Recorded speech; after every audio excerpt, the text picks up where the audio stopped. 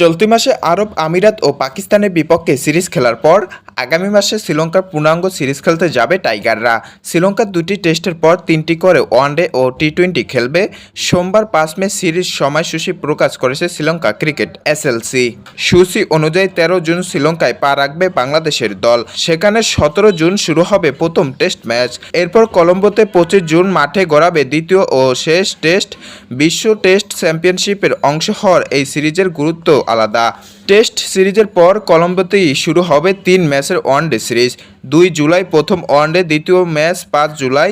এরপর পালেক্কেতে হবে তৃতীয় ওয়ানডে 8 জুলাই। সব ম্যাচই দিবারাত্রির। ওয়ানডের পর শুরু হবে টি-20 সিরিজ। 10 জুলাই পারেকেলেতে প্রথম ম্যাচের পর দ্বিতীয় টি-20 13 জুলাই ডাম্বুলিয়ায় অনুষ্ঠিত হবে। কলম্বোতে 16 জুলাই হবে সিরিজের তৃতীয় ও শেষ ম্যাচ। এই সিরিজের মাধ্যমে সফর শেষ করবে বাংলাদেশ দল। Saiful Islam Sunny, news desk.